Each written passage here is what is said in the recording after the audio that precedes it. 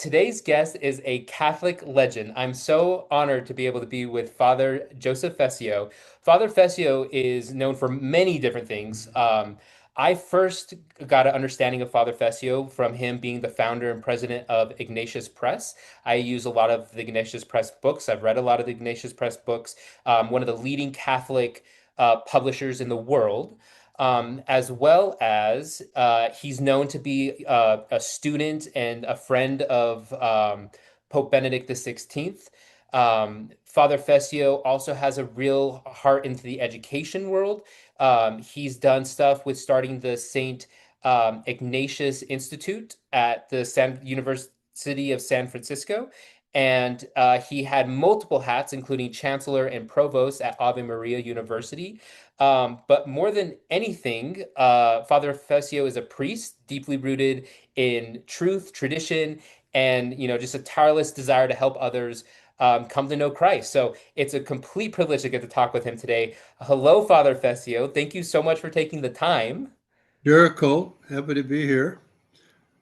This is just a wonderful opportunity. And I a little quick little insert about Ave Maria, which I don't think a lot of people know. Ave Maria University, and why I think it's so cool that you were there. My sister went there, but Ave Maria University, for anyone watching, was a university that was started by Tom Monahan. Tom Monahan was the founder of Domino's Pizza, and he literally just bought a piece of land in the middle of just a vacant area of Florida, built this beautiful church, then a university around it, and then a town around it. And it's just one of the most solid Catholic institutions out there. And so I think that's so cool that you were a provost out there. Um, And your sister, Casey, was a student. I don't know, Casey Balok, Colt Balok, do all your siblings start with a C? all Uh, of us, all of us. really? Okay. I But I was actually adopted, and my name used to be Matthew. And when I was adopted, they were like, "You have to have a C name." So I chose the name Colt at like 7 and got it legally changed because everyone all else right. has a C. That's great. Well, Casey met a wonderful young man there, Jeremy Gay. They're married now with several children. They're in New Mexico. But I still remember Casey and Jeremy. Could they dance? I mean, have you ever seen your sister dance? She is, talk about rock stars. She's up there in the top echelon. Hi, Casey. Hope you're watching this. Casey's fun. Yeah, Casey's a blast. I love that. Well, Father Fessio, I have a few different topics that I want to go through with you. Again, this is just a complete honor. I wanted to start off with your relationship with Pope Benedict XVI. Very few people ever get to meet the Pope, and you got to study under him. I get, just working so closely with him, how would you have described the heart of Pope Benedict XVI? Well, he's a very public figure. He's written a lot. He's made a lot of appearances. When you're a pope, especially in the modern media age, you get a lot of exposure. So I can't add anything to what people really know just by watching. But he's what you see him to be. He's very gentle, very has a good sense of humor. He's very friendly. He's warm. He's extremely intelligent and very articulate, and loves people, loves the faith, loves our Lord. The last thing on his he said before he died, was "Jesus ti amo," Jesus, I love you. That was his final word. That's beautiful, Father Fessio. How did he personally influence your faith? Well, I was already 27 by the time, was I right, 27, something like that, when I got to meet him. I had gone to France for my theology when I was 27, Was actually, and then was he a uh, cardinal and archbishop at the time? What was no, he? he was just a priest, but just a priest. But I studied. I had as a mentor this Father Henri de Lubac, a Jesuit, wonderful Jesuit, great scholar. His books are still very valuable reading for anyone. But when it came time for my doctorate, I asked him what I should do it on, and he said Hans Urs von Balthasar, the great Swiss theologian, who I didn't know much about. I asked him, where should I do it? He said, oh, this young priest in Regensburg, Father Ratzinger, he's up and coming. He's a great theologian.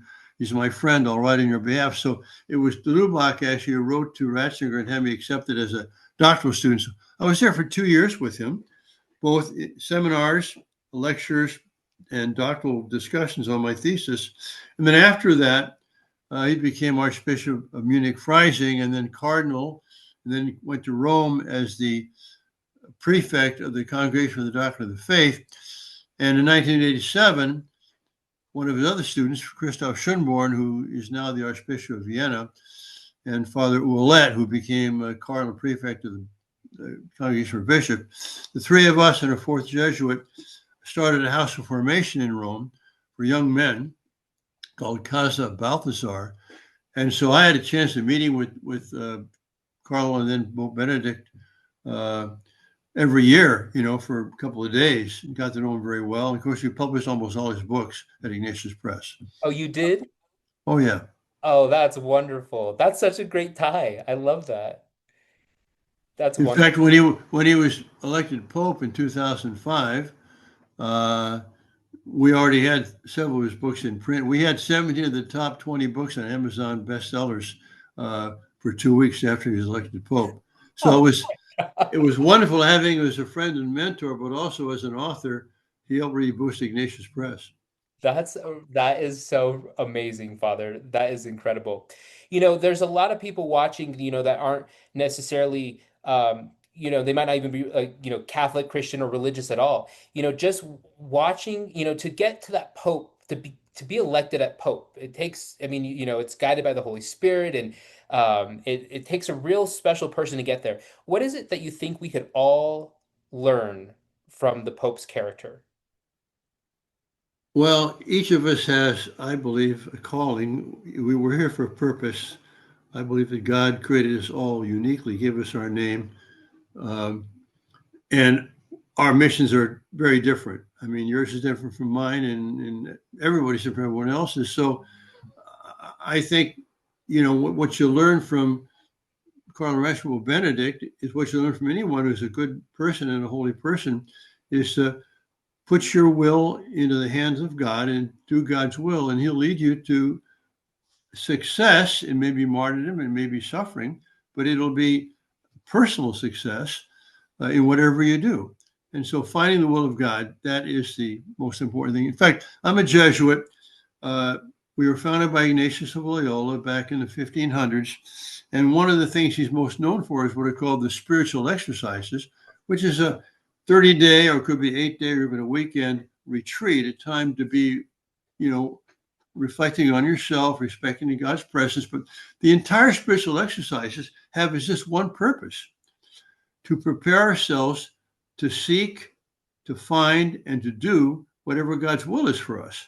So I think de Lubac once told me an old adage from the Middle Ages.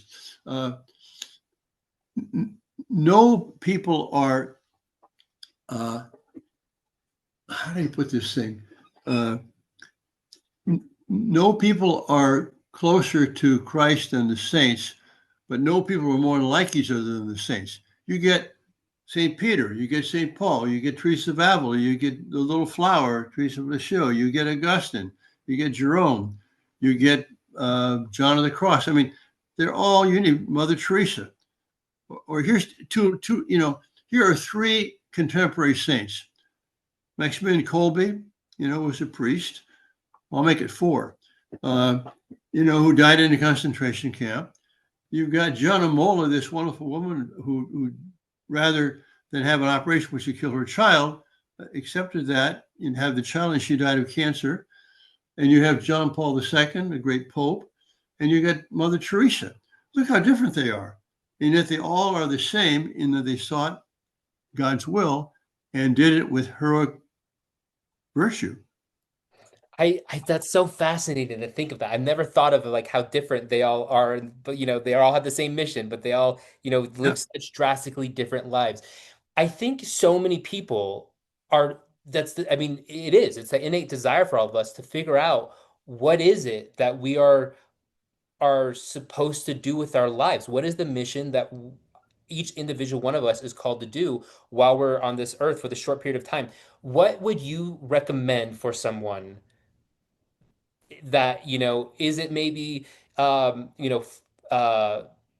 fully, under, I don't know, just not fully into their faith, and they just are trying to figure it out though. What would you say is a good first step for them? Back up a step and tell you what my first step was, Yes, please.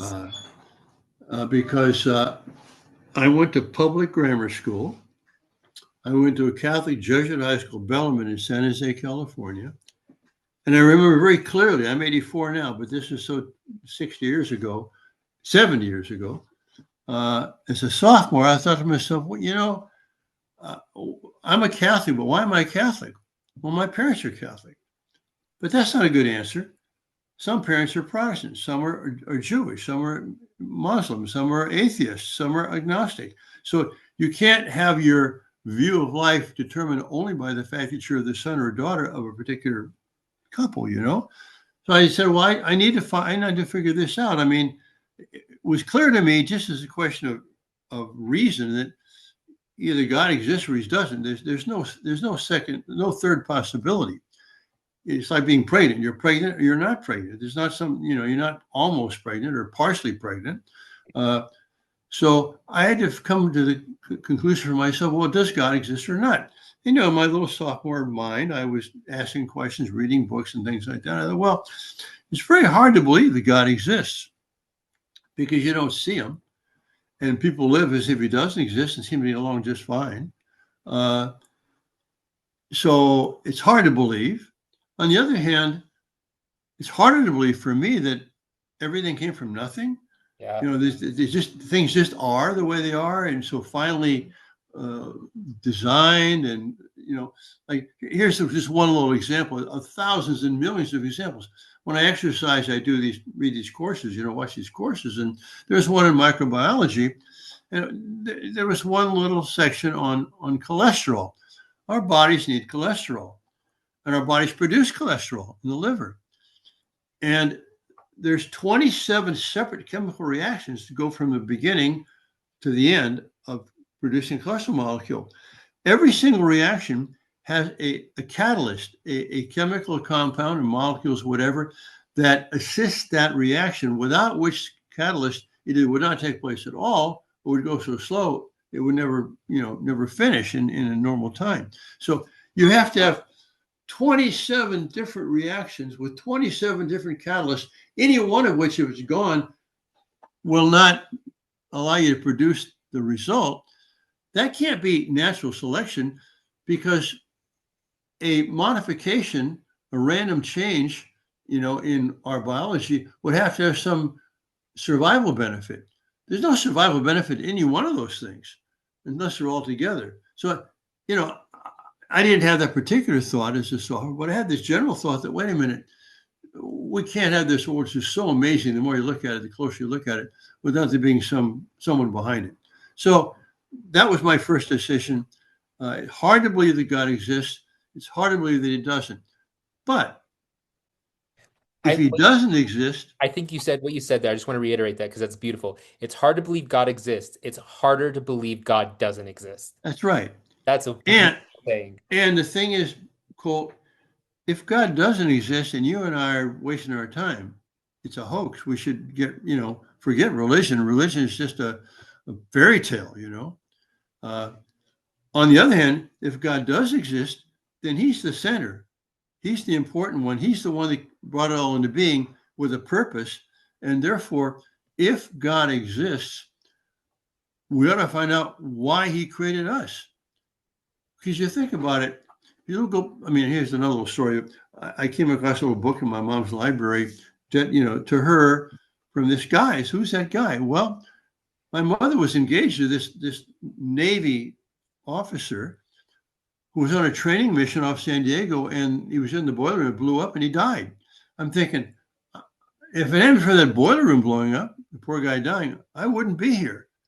Because after that, my mom met my dad. Well, think Yeah. about it in your history. What did it take to come up with Colt Balok?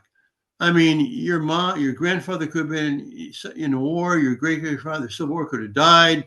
You would have never met your great-great-grandmother. It's just your chances of being here are like one in trillions and trillions of trillions. But you're here. But it's not a chance for God. God sees all these things. He controls these things. He guides these things. So you wouldn't be here unless God wanted you, Colt Balok, to be here. And therefore, your role in life is to find out, what do you want me to do? Because God doesn't need us, but he wants us to join him in his work of both creation and redemption and the flourishing of mankind and the building of just societies and all this. He's given us talents. He's given us friends and relations. So I think that the most important thing we can do in our lives is find out what God wants us to do. And he's not going to hide himself. It's not like he created you and he says, well, I'm not going to find out. If you ask, you'll find the answer. It's beautiful. Do you find, I've heard a lot of priests talk about the like, the kind of the three checkbox. It's what's the desire placed on your heart? What is your talent? What do you like? What is the gifts that you have? And are you growing to God through the process? And if you have all three of those things, you're really on the right. You're going to be on the right track to be doing God's will. Are you a fan of that kind of model? I will, because my model when I was in college was also a tripartite model, 3 points from a man's point of view. Uh, I said, for a man to be happy, he needs to have a good religion, a good job, and a good wife. And I explained that philosophy to this young woman who I was interested in dating. I knew I didn't want to be a priest for sure. That was when I was in grammar school in the early 50s. I wanted to get married on June 3rd, 1962, because I'd be 21. June is a month for marriage. 3 is my favorite number. I played first base, which is number 3 position in a baseball team. And so I told her, I said, well, I got the God thing figured out. I believe God exists, and I believe the Catholic Church is founded by Christ and what God wants us to be. And I've been blessed to be born in America with a good education. I'm sure I get a good job. And so there's one piece missing.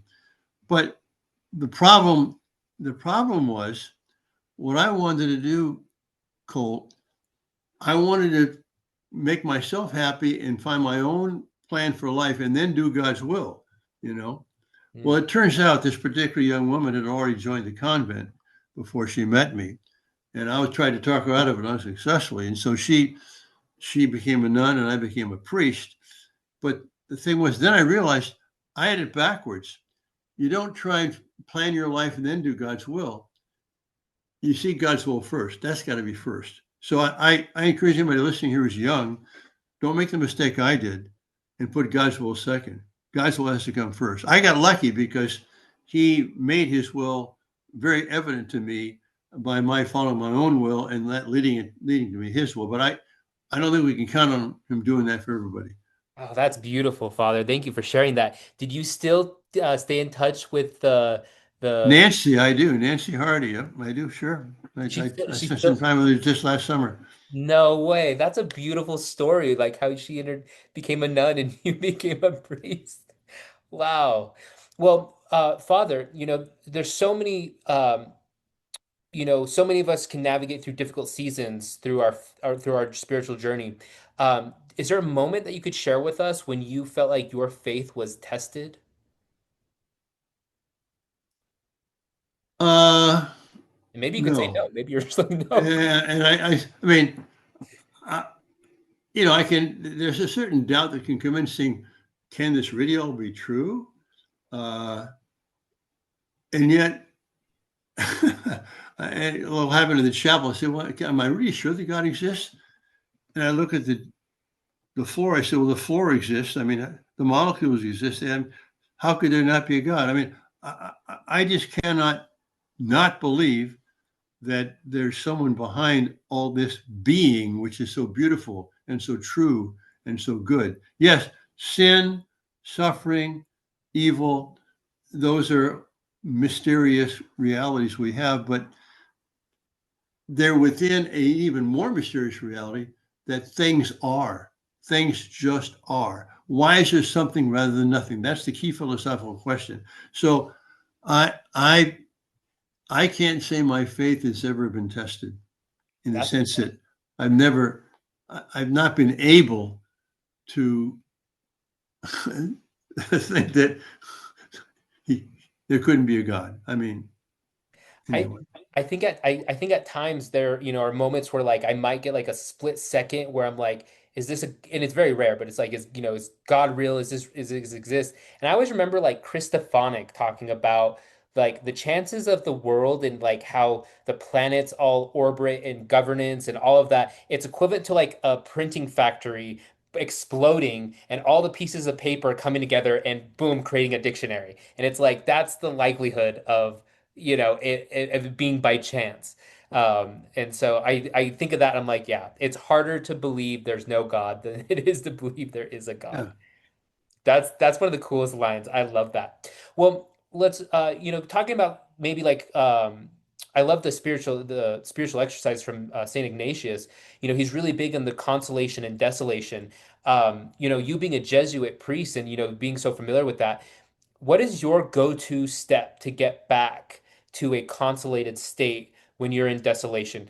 And, so many people, we just find ourselves in that, that negative state and we want to get back to that peaceful, consolated state. And so what is your like first go-to step if you're ever in desolation?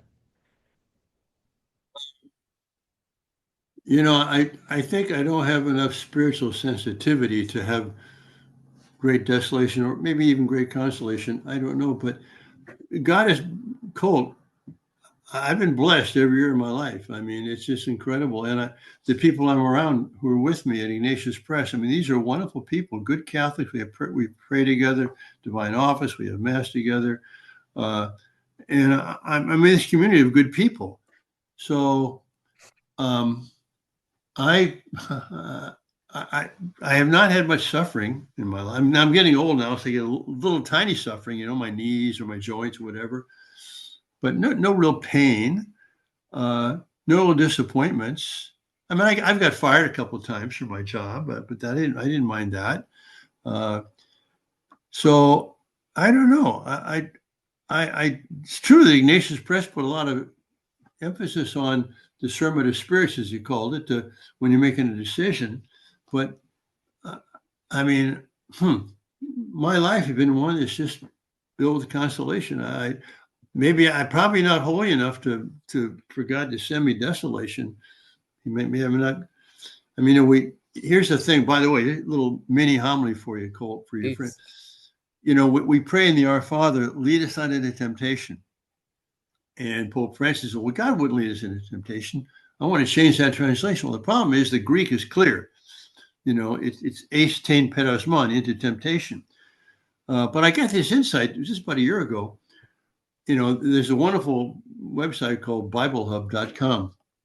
And they've got the Greek New Testament and Greek Old Testament and Hebrew Old Testament, and among other things. And I don't know how I stumbled on this, but in in the Hebrew Old Testament, God leads the people through the desert to the promised land, right? And they make a detour into Meribah and Massa. Meribah means strife, and Massa means temptation or test. And that's where the Israelites murmured against God. They said, we've got nothing to eat. There's nothing to drink. And they murmured, they rebelled against God because they lacked what they thought they needed to survive.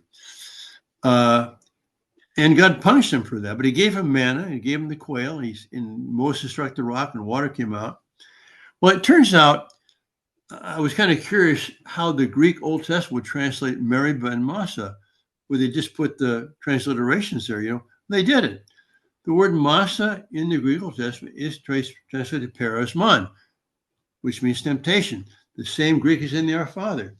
So when I'm praying the Our Father, and I think Jesus had this in mind, I'm saying, Lord, you led your people to the promised land through the desert, but you led them into Massa, into temptation, and they rebelled. Don't don't put me there. Don't lead me to Massa. Don't lead me to temptation because I'm weak, you know. And so maybe God has answered my prayer, and I've never been put to the test yet. I just love the inner peace that you have. You have such a just great sense of joy and peace. And I wish more people had that. I wish more people had what you had. That's wonderful. Well, I try and share it, but I mean, you've asked me questions, how to achieve it, and I just think, finding the will of God and doing it, and having Christian fellowship, being with others who share your faith. I mean, that's really important. Well, talking about your kind of your will, and you're going down the journey of starting Ignatius Press. Books, music, liturgy has a beautiful way of connecting us to Yeah. one another. Um, how have these beautiful things played a role in your your faith journey? How was what? Say again? How have these Oh, books, music, liturgy played a yeah. role in your faith journey?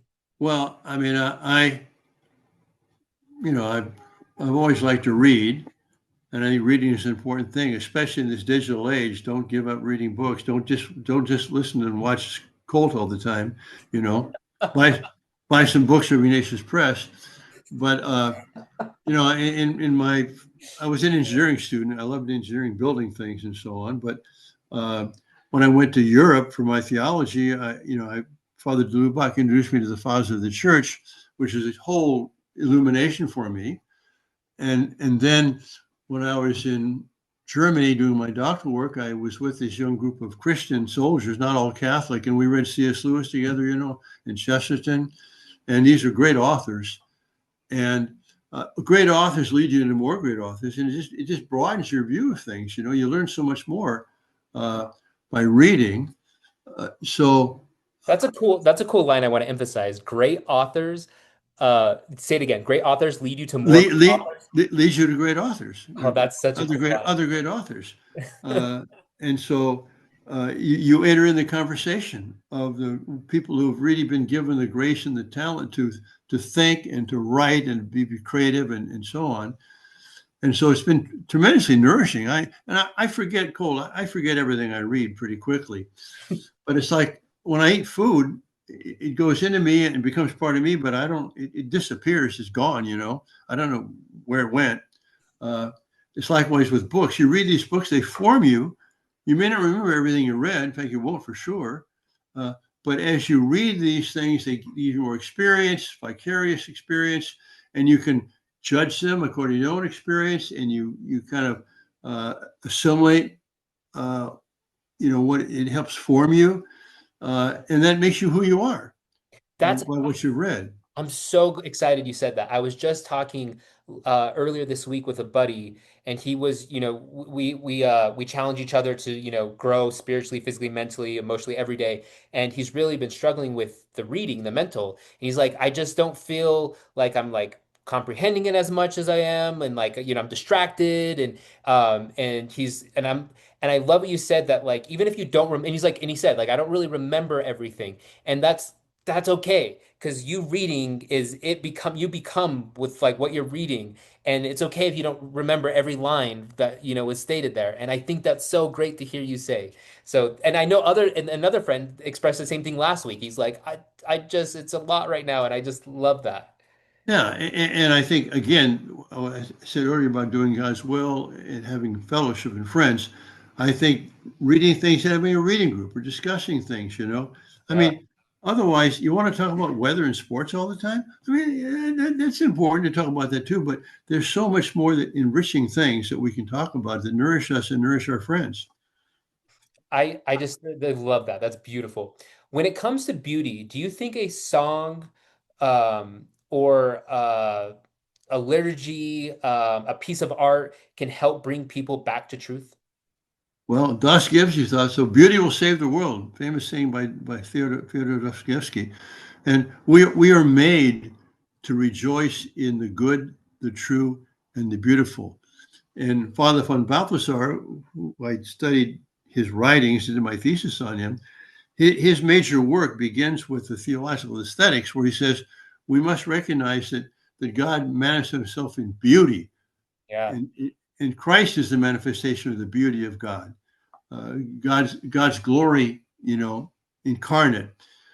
So yes, I mean it can be a sunset, it can be a motet. I don't think rap music will help too much, but if you listen to Mozart or hear a Bach, fugue, I mean, you're taking another world. Yeah. Beautiful art does that too. Sculpture does that. The Pietà. That's wonderful. Uh, I And, want. and, and, and something too, and a lot of women do that too. God made a lot of beautiful women on the planet. You know that? That's wonderful. Yeah, I love that. I love that, Father. I want to go into, kind of the human connection, disappointment, and loneliness. But before I hop over there, I want to stay a little bit on this of kind of the intellectual and like the spiritual exercises with AI becoming a thing now. So I did a spiritual uh, we call it the seal exercises, this, St. Ignatius examination. It was a program that I did out of a parish out of Santa Monica. It was a year-long program. I just did it this last year. And I was introduced to the word of like colloquies. Like I never even knew what a colloquy was prior Okay. to doing this. And so as you're sitting, for 30 minutes in prayer and you're trying to hear from God. I'm a journal. Like I love writing where I would always like type out my notes of like, like God speak to me and I would try to like write out what God was, communicating to me. I would communicate back by typing. Like it helped me stay focused. Now AI exists now.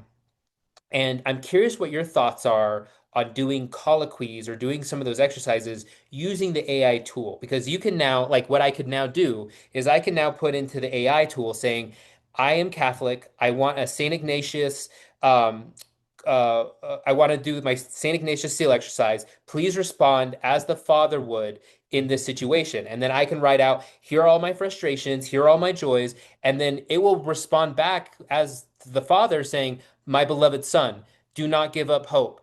This is something that I'm challenging, XYZ. And I'm curious what your thoughts are on using AI for that kind of purpose. Okay. Well, first, I don't tend to promote. I don't write much myself, but I did. I did do a podcast, 6 podcasts, short ones on AI, what it really means, how it works, what it is.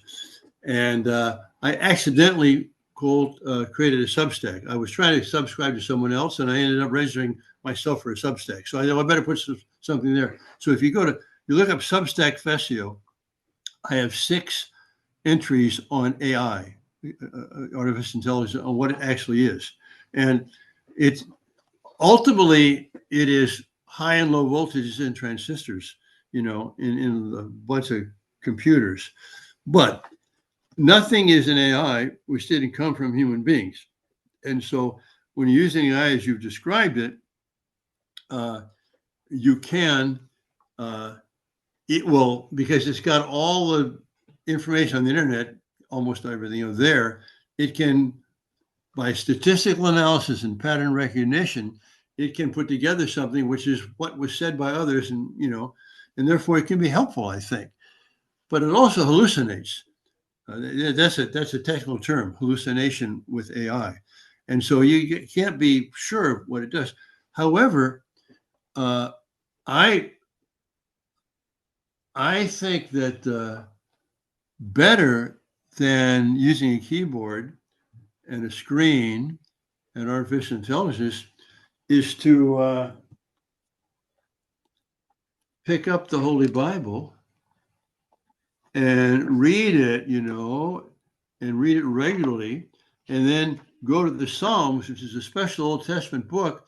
The Psalms are those prayers which the Holy Spirit has inspired to teach us to pray, and they are the prayers that Mary prayed and the prayers that Jesus prayed. And if you pray the Psalms and be attentive to what you're saying, you are praying the same prayers that Mary prayed and that Jesus prayed.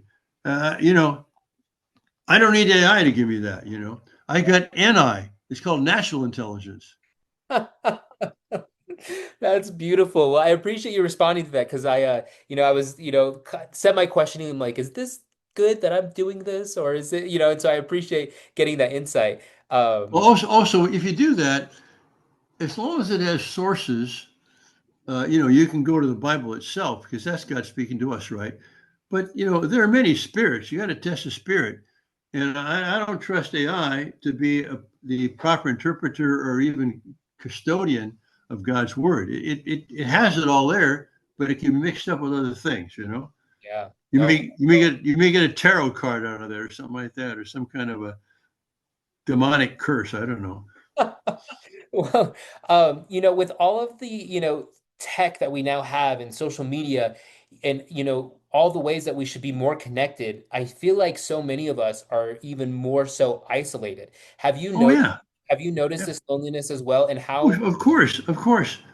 how does faith Look, speak to this? I'm happy, Cole, to be talking to you right now on a Zoom call. Okay, it's not the same thing as being with you in a room and having a glass of wine and a meal and so on. Now, it has a value.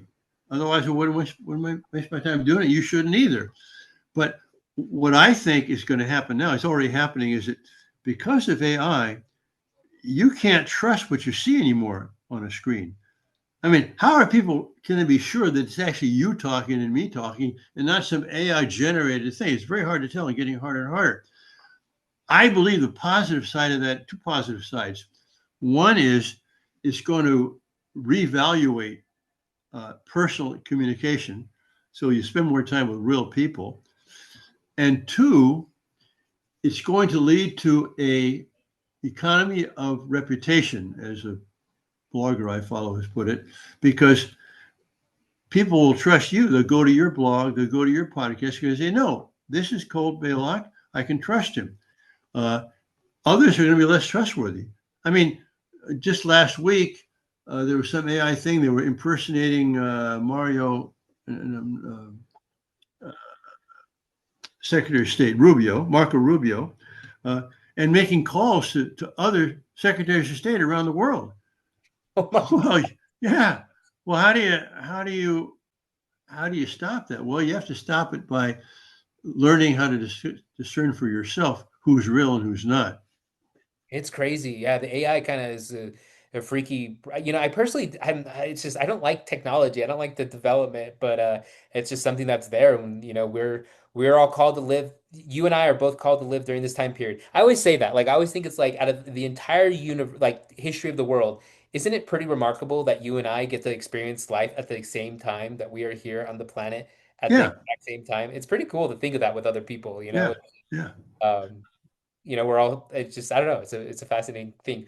Well, Father Fessio, I have a couple questions that were submitted by some fans. I wanted to go ahead and ask those. I know we're getting close Sure. to time here, but I just wanted to Okay. ask you some of these. Um, the first one, it says, if someone feels really disconnected from God and doesn't know where to start, how would you say beauty, whether in nature, art, or even the sacraments, could help them find their way back? It depends on the person. They say all roads lead to Rome. I mean, everything which is leads to God. It can be a teardrop. It can be a flower. It can be a piece of music here. It can be a friend you have. Just look. I say, look around yourself. Everything leads to God. You just have to look carefully. Get the note. By the way, take your earphones off. Take those earbuds out. Turn off your phone. Walk into the forest or go into a chapel. You'll find God. You just have to get rid of your noise. Yeah. I've now started to I used to always love listening to music like when I showered and when I drove, and I've like now really taken a lot of that out, and like I just feel so much more at peace and joy, and like I can think and hear like thoughts, and just we've always were told growing up by like our parents, like you need to have silence in your life, and you're like, you don't know what you're talking about, mom, but now it's like it's Well, very that's it. And there's a time for it.